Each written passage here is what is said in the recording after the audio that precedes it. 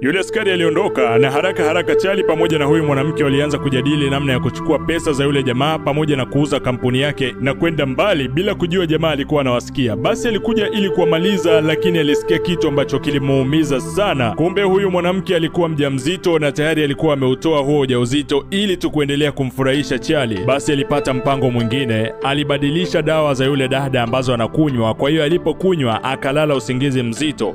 Basi akatumia nafasi hii kuoga pamoja na kujisafisha vidonda vyake, na haraka akaanza kutega mitego ili kuwafanya walipe kwa makosa yao. Huku bafuni alipooga palikuwa pachafu sana, kwa hiyo mwanamke alihisi kitu. Basi akakimbia haraka kumpigia Charlie, lakini kwa sababu Charlie alikuwa hayupo ofisini, simu ilikuwa inaita tu. Basi akaamua kukagua nyumba yake mwenyewe. Ghafla alitokea mbwa, na huyu mbwa alikuwa anamwangalia kwa hasira sana. Basi aliachana na huyu mbwa na alienda moja kwa moja mpaka basement bila kujua ya kwamba mumewe alikuwa anamsubiri nyuma ya mlango. Kwa hiyo alipoingia tu akafunga mlango pamoja na kuziba madirisha yote. Upande wa pili Charlie alisikiliza zile jumbe ambazo yule mwanamke alimwachia, lakini hakuwa na haraka ya kumjibu. Badala yake akaja akatoa sumu fulani ambayo ilikuwa kwenye mwili wa samaki ili kwenda kumchoma yule mwanamke, kwa sababu yeye hakuwahi kumpenda ila alihitaji tu pesa za mumewe. Kwenye jumbe zilizoacha na yule mwanamke ni kwamba alikuwa anasema anahisi kuna mtu humo ndani. Charlie alipoita akaona kimya, alitoa ile sindano kama silaha mojawapo ya yeye kujikinga. Basi moja kwa moja akaenda chumbani kwa yule mwanamke na akakuta hizi pesa, wala kuhangaika kumtafuta bali alichukua ili kuondoka. Sasa kabla hajaondoka, wakati Charlie anatembea, huyu mwanamke alimsikia, kwa hiyo alikimbia ili kumuomba msaada. Basi huyu mwanamke aliposikia ni Charlie akahisi kabisa kumbe yeye ndio aliyemfungia huku ndani. Kwa hiyo alijiandaa na kuja kimya ili kumshambulia Charlie, na alimgonga na Charlie alianguka na zile pesa akachukua na kukimbia, lakini ghafla akajua kumbe si Charlie ambaye alimfungia humu ndani.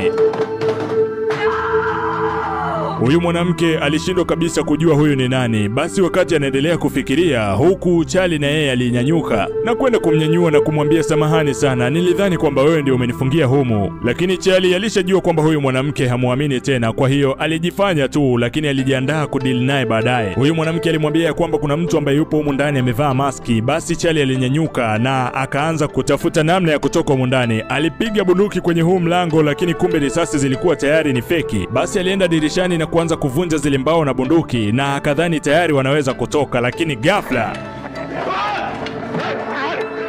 yule mbwa mkali aliwazuia, na Charlie ni muoga wa mbwa sana, kwa hiyo alipanic na kuanza kufikiria move nyingine ya kufanya. Basi Charlie alianza kupiga kelele kumuita huyo jamaa aje wapigane kama wanaume, lakini wala jamaa hakuhangaika naye kabisa, kwa sababu alijua kabisa Charlie hataweza kutoka humo. Mwanamke pia alipoteza kabisa matumaini na Charlie, lakini alipokuwa anashangaa hapa, aliona sindano ambayo Charlie